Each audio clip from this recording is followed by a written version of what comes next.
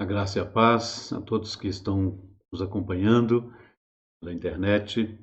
Nós estamos gravando mais um culto, porque também não podemos nos reunir presencialmente. Hoje, 27 de junho de 2021, vamos aguardar essa semana as notícias e as decisões da Prefeitura para ver quando poderemos retornar aos nossos cursos presenciais. Enquanto isso, vamos usando essa ferramenta tão boa e tão importante que é a internet, né? E que a palavra de Deus possa falar conosco mais uma vez, e da sua casa, de onde você estiver, que você possa separar esse tempo para estar meditando na palavra conosco, participando desse culto e buscando o alimento que o Senhor tem para nós esse dia. Vamos orar pedindo a direção do Senhor. Pai, abençoe e derrama a tua graça sobre nós, ó Pai, que o Senhor esteja falando conosco nesse culto. A palavra realmente nos traga direção, edificação, alimento para nossa alma, que a gente tanto precisa. Traga também paz, traga confiança de que, apesar de toda essa pandemia, esse caos que a gente está vivendo, esse descontrole em tantas áreas, sabemos que o Senhor está cuidando dos teus filhos, do teu povo. Cuide daqueles que estão internados, ó Pai, restaure a saúde. Aqueles que estão enlutados, que o Senhor esteja consolando os corações. E pedimos também pelas nossas autoridades, para que tomem as decisões certas, tomem as providências necessárias para que a gente possa vencer essa pandemia ainda este ano. Pedimos a tua bênção e graça.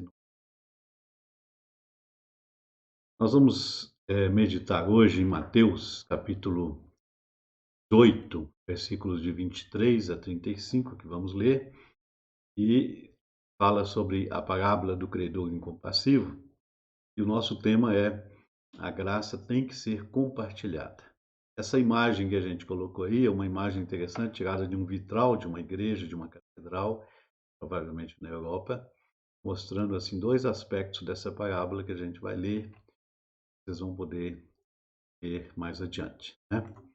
Então vamos ler aqui o texto que nós temos, Mateus 18, a partir do verso 23.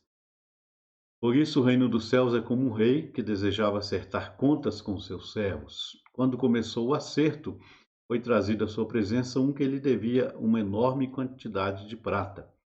Como não tinha condições de pagar, o Senhor ordenou que ele, sua mulher, seus filhos e tudo o que ele possuía fossem vendidos para pagar a dívida. O servo prostrou-se diante dele e lhe implorou: tem paciência comigo e eu te pagarei tudo.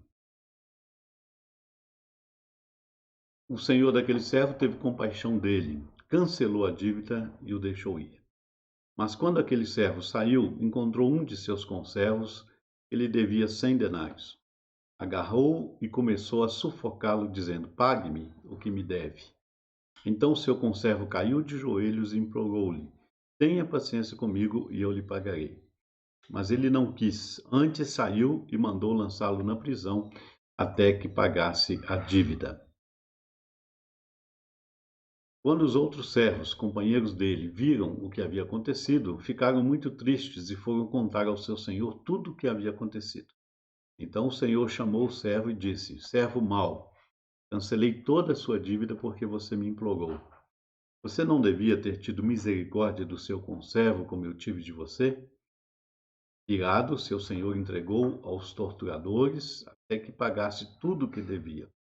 Assim também lhes fará meu Pai Celestial, se cada um de vocês não perdoar de coração a seu irmão. Amém. Nesse texto que nós lemos, nós temos uma parábola, não é um fato verídico, uma história para ilustrar um ensinamento de Jesus. Se vocês assistiram aquele filme A Corrente do Bem, filme muito famoso sobre uma criança que tem uma ideia poderosa, o professor pede no início de cada ano que alguém escreva um texto sobre a sua sugestão de como mudar o mundo, né? E uma criança, um aluno seu, escreve uma ideia muito poderosa, que é cada um vai ajudar uma pessoa e essa pessoa que foi ajudada vai ajudar outro. E por isso o nome do filme, A Corrente do Bem. O filme é muito interessante, quem não assistiu, eu recomendo, vale a pena, porque aquela corrente começa a crescer, né? E tem potencial realmente para mudar o mundo se todo mundo fizesse a sua parte. Jesus, quando fala sobre a oração do Pai Nosso, ele adverte os seus discípulos sobre o perdão. Ele diz que se perdoardes aos homens as suas ofensas, também vosso Pai Celeste vos perdoará. Se, porém, não perdoardes aos homens as suas ofensas, tampouco vosso Pai Celeste vos perdoará as vossas ofensas. Então, Jesus fala que aquele que recebe o perdão de Deus tem que perdoar seu próximo também, né? Se cada um que recebeu o bem fizesse o bem para o próximo, né? Sem esperar nada em volta, esse mundo poderia ser bem diferente. Esse texto que nós lemos, é interessante observarmos o contexto, né? Jesus começa falando para os seus apóstolos algumas verdades, e primeiro ele diz: tudo que vocês ligarem na terra terá sido ligado no céu, e tudo que vocês desligarem na terra será desligado no céu. E depois ele diz: se vocês concordarem sobre qualquer coisa que aconteça na terra, sobre qualquer coisa que vocês queiram e vocês pedirem a Deus, Deus então vai atender, porque onde se reunirem 2 ou 3 em meu nome, Jesus prometeu que estaria com eles. Então Pedro se aproxima de Jesus depois de ouvir essas palavras, e Pedro diz: Senhor, quantas vezes eu devo perdoar meu irmão? E Pedro até diz a quantia, né? 7 vezes.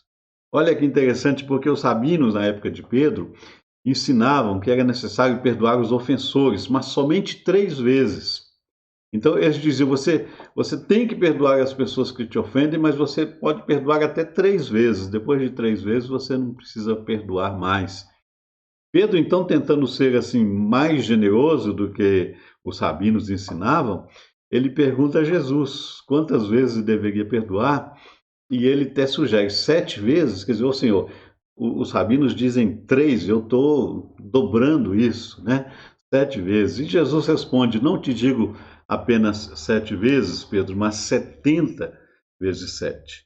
Então, Jesus multiplica isso mais ainda para espanto de Pedro, indicando que não que você deva contar lá quantas vezes que vai dar isso e ficar com a sua caderneta anotando até chegar nesse valor, mas o que Jesus está dizendo é que nós temos que perdoar infinitamente mais. Não existe um limite, né? E para que Pedro entendesse isso, essa questão tão séria, tão importante sobre perdão, Jesus então diz que o reino dos céus é como um rei que desejava acertar contas com seus servos. Então ele conta essa parábola, e em algumas versões bíblicas fala que é a parábola do credor incompassível. Esse termo e esse título não aparece no grego original, no texto original, apenas diz que Jesus começa a contar essa história, e esses títulos são colocados depois para facilitar a leitura e o estudo, né? E aí Jesus conta essa história, e eu queria chamar a sua atenção então para esta história muito rica e muito importante sobre esse homem que é trazido à presença do rei para acertar as contas, né?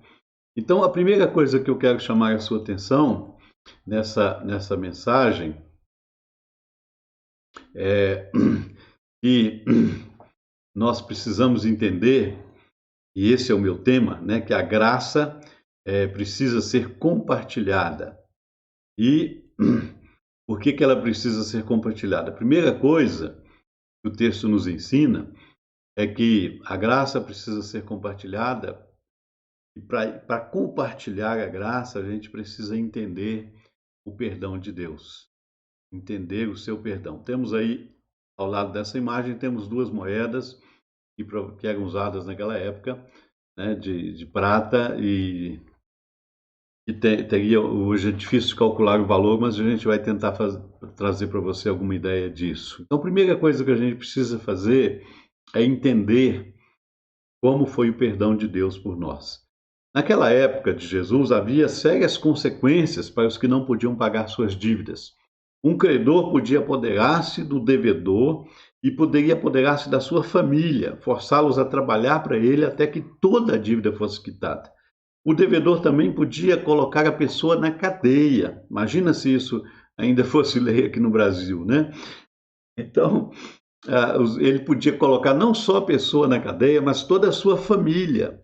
A esposa e os filhos poderiam até ser vendidos como escravos, porque naquela época esposa e filhos eram vistos como propriedade do marido, né?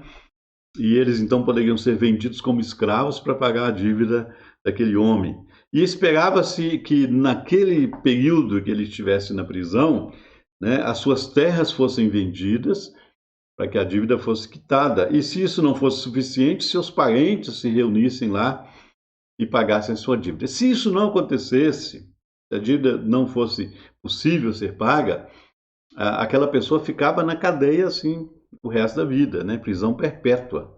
Ela só poderia sair de lá pagasse toda a sua dívida. E que dívida era essa, né? O texto fala que ele devia ao rei 10.000 talentos. Então veja bem, é um rei, ele tinha um reino e ele chama o seu servo. Esse servo provavelmente era um administrador desse reino, né? Um cobrador de impostos e que administrava as coisas para aquele rei. E a quantidade que ele devia era muito grande, né? Ele devia 10.000 talentos. Um talento valia 6.000 denários. Então, ou seja, ele deveria, somando aí, fazendo as contas na calculadora, ele devia 60 milhões de denários.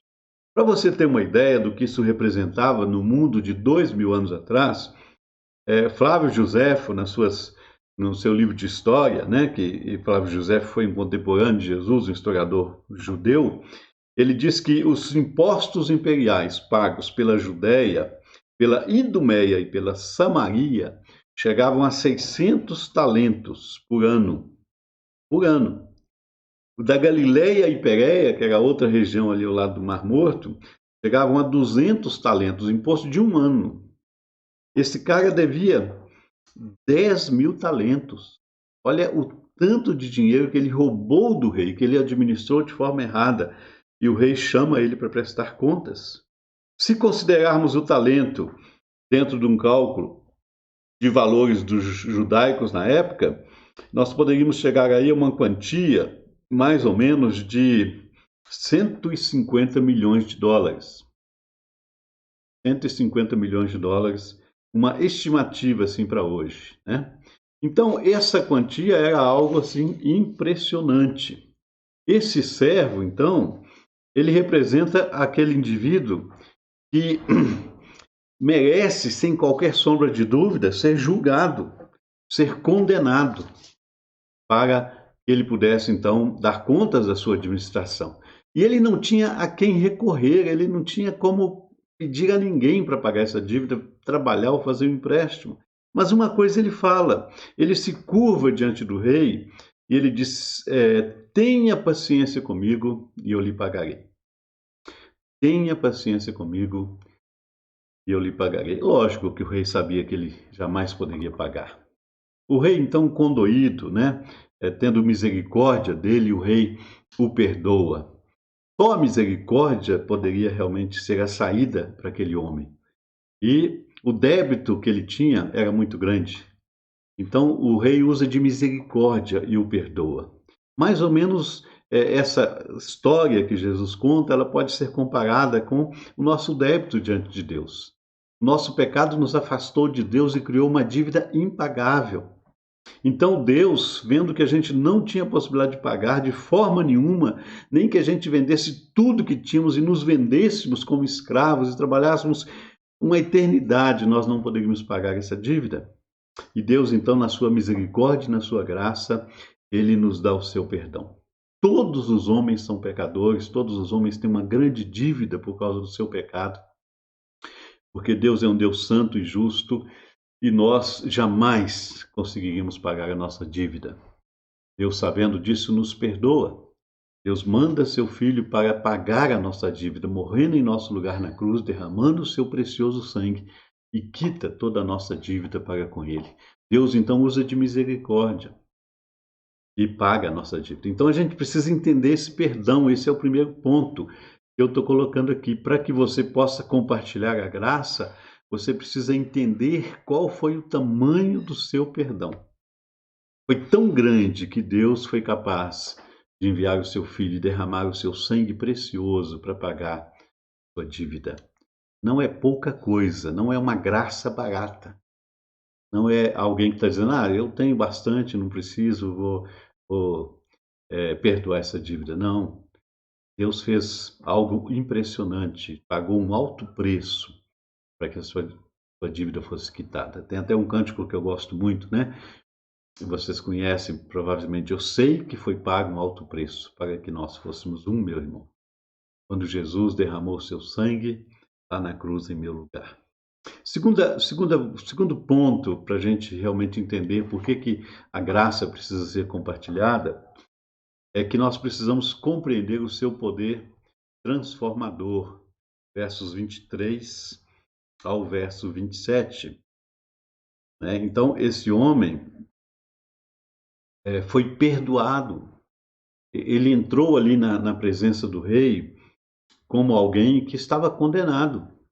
Ia ficar preso o resto da vida, que ia perder sua família, todas as suas posses. A gente não sabe se ele tinha terras ou casa, provavelmente tinha, porque era um administrador do rei importante. E ele entrou ali no palácio para não sair mais. E quem sabe ele consumiu todo esse dinheiro de forma displicente, administrou errado toda aquela fortuna do rei para uso próprio. Ele foi um ladrão, na verdade, ele roubou do rei, né? Ele deturpou, ele torceu toda aquela administração que estava em suas mãos, e agora ele tinha que prestar contas. Agora ele tinha que pagar o preço pelo seu erro, pelo seu pecado. Então, o que aconteceu? Ele entra no palácio, mas ele não fica preso, ele não é condenado, ele sai dali livre, ele sai livre e sem dívida. Então ele sai da presença do rei sem ter que pagar nada. E porque ele pede ao rei, se paciente comigo e eu te pagarei tudo. Que paciência que ele esperava? Que o rei esperasse a vida toda, para que ele trabalhasse a vida toda até a velhice, até morrer, e mesmo assim não conseguisse pagar nem 10ª parte dessa dívida? Então, nós precisamos entender que o perdão transforma. Se ele não fosse perdoado, ele estaria preso, estaria condenado, não iria sair mais nunca ali daquele palácio, já ia direto para o calabouço, porque naquela época construíam-se palácios e construíam-se as prisões lá nos porões, colocavam grades e prendiam as pessoas ali sem ver a luz do sol. Mas não, ele é perdoado, ele sai dali um homem livre. Veja bem, nós perdoamos porque fomos perdoados. Quando a gente oferece perdão para alguém é porque nós também fomos perdoados. Porque nós entendemos que também somos pecadores. Nós não condenamos as pessoas porque também as pessoas podem nos condenar. Nós não apontamos o dedo para ninguém porque quando apontamos um dedo para alguém tem 3 apontando para nós e tem 1 apontando para Deus. Então, nós não estamos aqui para julgar ninguém, só Deus pode julgar. Só Deus é o dono do céu e da terra, e dono de toda justiça e santidade. Nós não julgamos ninguém. Por isso que a única coisa que a gente pode fazer é perdoar, se entendermos que fomos perdoados. Como ficaríamos arrasados se Deus nos tratasse com relação ao nosso débito, como a gente realmente merece ser tratado, como devedores. Né? Na oração que Jesus ensinou, ele disse, porque se perdoardes aos homens as suas ofensas, também vosso Pai Celeste vos perdoará. Porém, se não perdoardes aos homens as suas ofensas, também vosso Pai Celeste não vos perdoará. Já pensou se Deus fosse assim, bem justo, assim, só vou te perdoar se você perdoar o seu próximo. Aí você pede perdão a Deus e Deus te lembra, não, mas você não perdoou fulano ainda. Você ainda tem mágoa contra ele, você ainda está devendo perdão para fulano e para fulano e para fulano. Se aceitarmos a doutrina do perdão de pecados meramente no intelecto, se for apenas uma coisa cognitiva, e não mudarmos a nossa conduta, o nosso coração, o nosso caráter, e se nós permanecermos na dureza de coração com relação aos outros, o Senhor vai nos entregar para aqueles que vão nos levar para a cadeia, como diz o texto aí, entregue eles para os verdugos, para que eles possam cobrar toda essa dívida.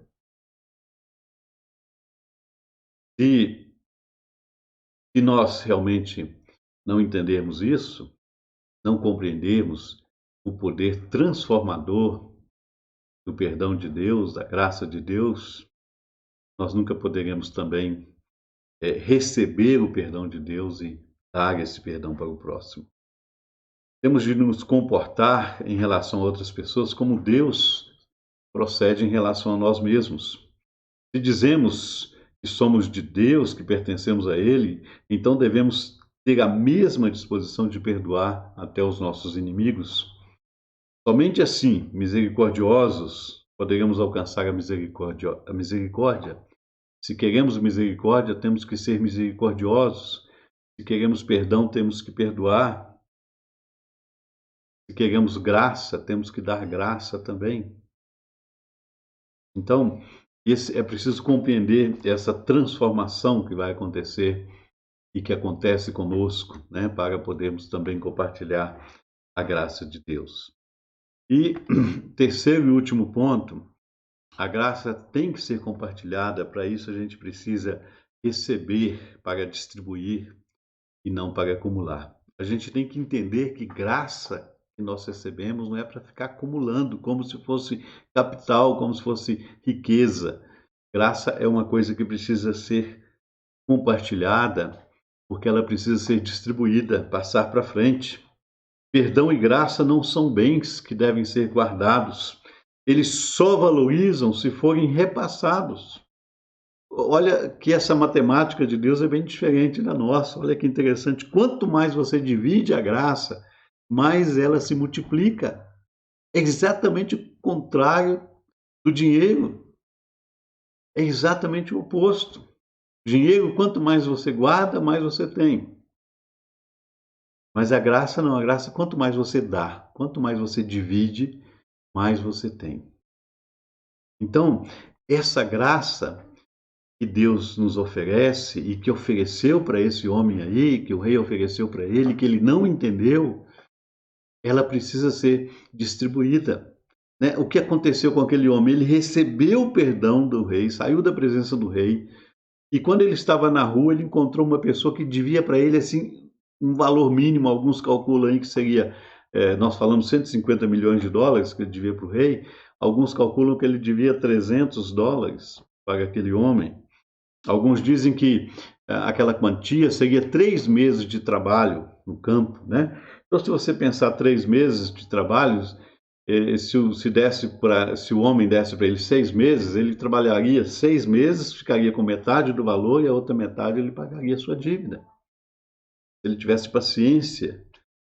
E as palavras que aquele credor usou foi a mesma que ele usou para com o rei. Tem paciência comigo e eu te pagarei.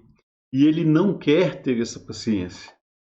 Pelo contrário, na mesma hora ele manda prender aquele homem até que toda a dívida fosse paga. Então, ele recebeu um grande perdão. Mas quando ele encontra uma pessoa que devia para ele uma pequena quantia, ele não consegue perdoar. Por quê? Porque ele não entendeu a graça. Ele não entendeu que aquilo que ele recebeu não era para ele acumular, era para ele dividir. Então, por isso que a graça, a gente precisa entender que para compartilhar a graça, você tem que distribuir graça e não acumular. Infelizmente, aquele homem não entendeu isso.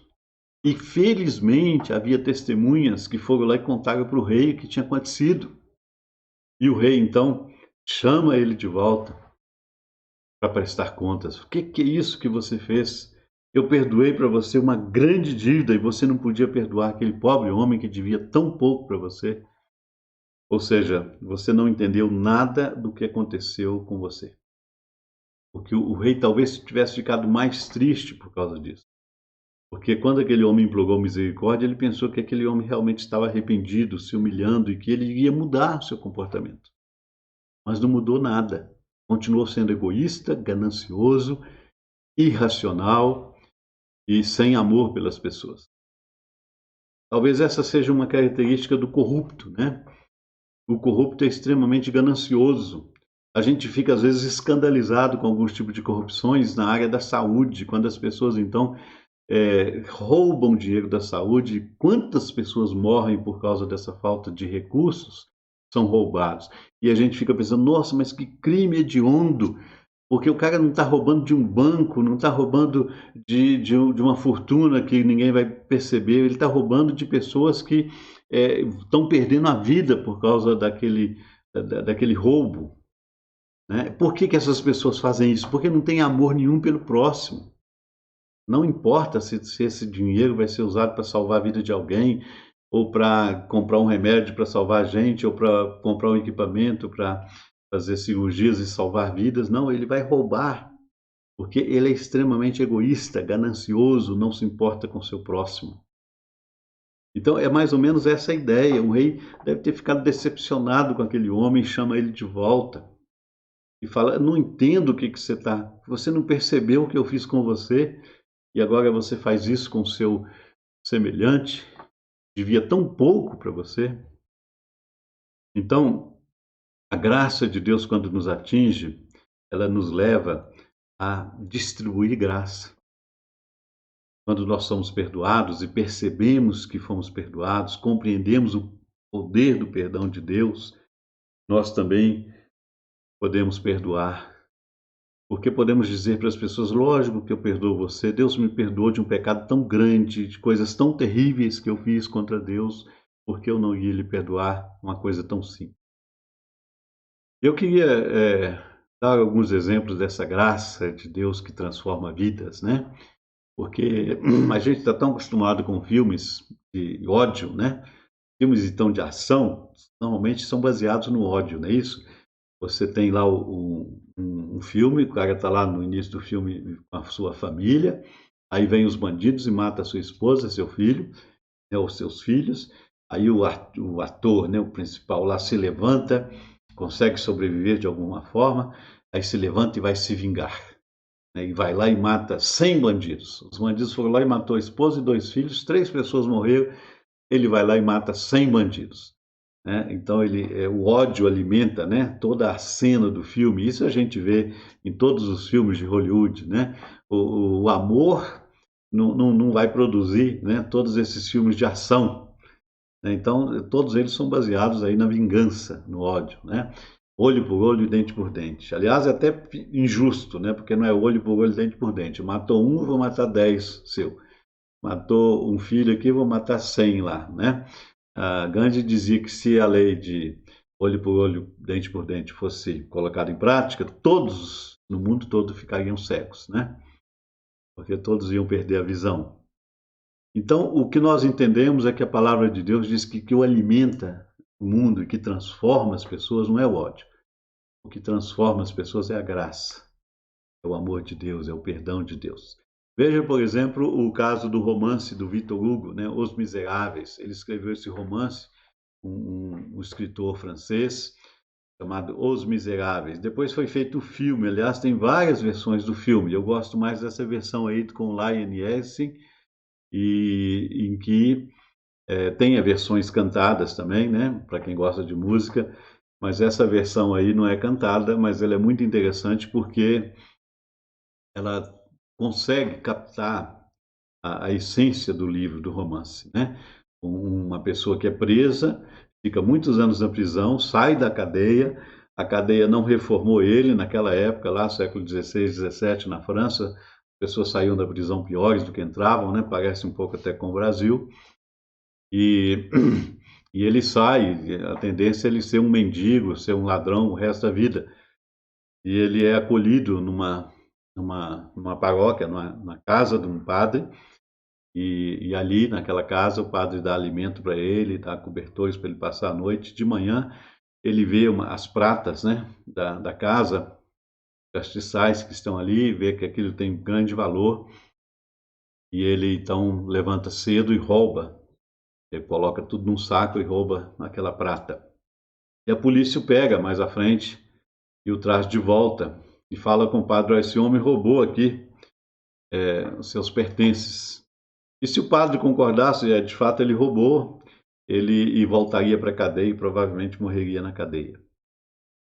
Mas o padre diz, não, ele não roubou, eu dei para ele. Inclusive foi bom ele ter voltado, que ele esqueceu esse copo aqui e deu para ele. E aí ele fica sem entender, e o padre fala para ele, eu estou te dando uma segunda oportunidade. Mude sua vida.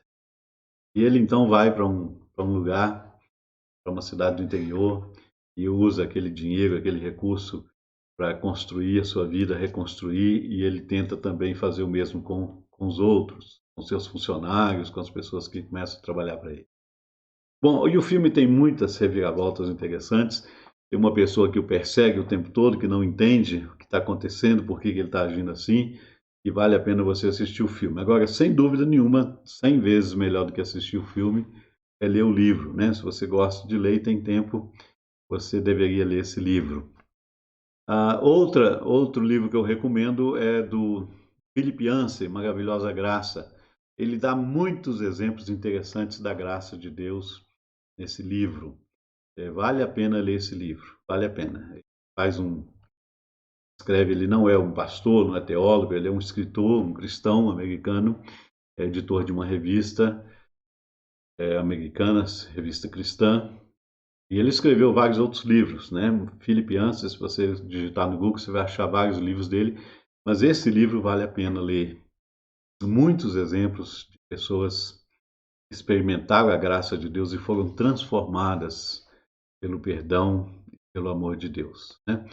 Quando a gente entende a graça de Deus, como ela se manifesta em nossas vidas, né, com seu perdão, a gente está pronto para compartilhar com os outros, né? Olha o que o rei fez aí com esse homem, né? O pegou e lançou na cadeia, e lá ele foi encontrar com o cara que ele tinha prendido também, né? Para os dois conversarem um pouco lá e reclamarem e ver o que eles tinham feito, né? De errado, de absurdo, né? Então, quando a gente entende a graça de Deus, a gente realmente está pronto, não só para receber o perdão de Deus, mas para doar, para transmitir a graça de Deus para os outros também. E esse mesmo Philip Yancey que eu citei, ele escreveu num de seus livros essa frase que eu gosto muito. Ele diz assim, não há nada que você possa fazer para Deus te amar mais. Não há nada que você possa fazer para Deus te amar menos. Isso é graça. Então, olha que interessante, né? Não há nada que você possa fazer para Deus te amar mais. Não vai conseguir fazer Deus aumentar o seu amor por você. Mas também não há nada que você possa fazer que vai diminuir o amor de Deus, o amor que Deus tem por você. Então, vale a pena você pensar nisso, né? Para a gente refletir e praticar, eu gostaria de deixar com você 3 perguntas, né? 3 perguntas bem simples e fáceis para você pensar e meditar essa semana. Primeira, quais são os sinais da graça de Deus e seu perdão incondicional em sua vida? Você consegue olhar para a sua vida e perceber quais são esses sinais da graça de Deus na sua vida? Pense nisso, escreva, né? Quais são esses sinais? Medite sobre isso. Segunda pergunta, alguma vez você já teve que perdoar alguém? Você conseguiu perdoar? Você pensou no perdão que recebeu de Deus antes de perdoar seu semelhante? Então, pense nisso. Você já teve uma experiência assim de alguém te pedir perdão? Ou você ter que perdoar, às vezes até mesmo sem a pessoa pedir perdão? E a terceira e última pergunta. O que posso fazer a partir de hoje para perdoar e ser perdoado e assim manifestar a graça de Deus? Feito que Deus perdoou a sua vida, feito que Deus manifestou na sua vida a graça dele, perdão dele, Deus também quer que você manifeste essa graça no seu dia a dia, no seu relacionamento na sua própria casa, na sua família, nos seus conhecidos, nos seus familiares, parentes, no seu trabalho, na sua vizinhança, onde você estiver. Deus quer que você manifeste a graça dele. Paulo diz lá em Efésios, capítulo 4, verso 32, pelo contrário, sede bondosos e compassivos uns para com os outros, perdoando uns aos outros, da mesma maneira como Deus os perdoou em Cristo. Paulo entendeu bem isso, né? Então, do mesmo jeito que vocês foram perdoados em Cristo Jesus, vocês também têm que ser bondosos, compassivos e perdoadores também, como Deus fez com vocês. Bem, vamos ouvir uma música e depois a gente volta para a oração final e a bênção apostólica. A música dos Vencedores por Cristo.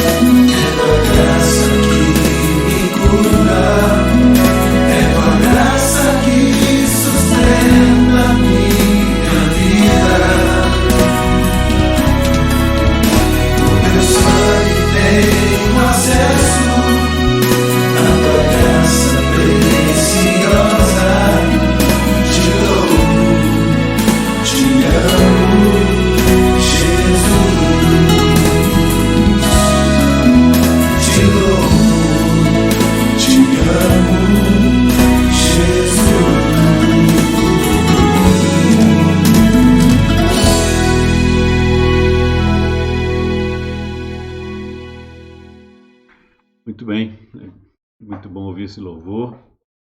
Deus possa abençoar, né? Vamos orar então, e depois estaremos sendo despedidos com a bênção apostólica. Nosso Deus e Pai, derrama a Tua graça sobre as nossas vidas, ó Pai. Derrama o Teu amor, que a gente possa compreender o Teu perdão a cada dia, entender como esse perdão realmente foi merecido. Senhor, na Tua misericórdia infinita, resolveu nos perdoar e derramar sobre nós o Teu amor, porque o Senhor também quer que nós sejamos amorosos, sejamos perdoadores, que a gente possa entender que é melhor perdoar do que guardar, ó Pai, mágoas, do que criar inimizades, porque também éramos inimigos da cruz de Cristo, também estávamos mortos e distantes, o Senhor nos trouxe para a Tua presença, o Senhor nos perdoou, nos lavou com o sangue de Cristo.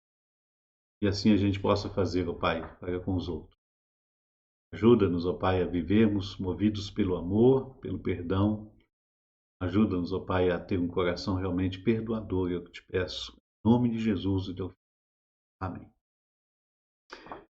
O Senhor esteja ao teu lado como teu grande amigo e companheiro de jornada. O Senhor esteja acima de ti, velando por ti e te abençoando. O Senhor esteja abaixo de ti, calçando os teus pés, guiando os teus passos.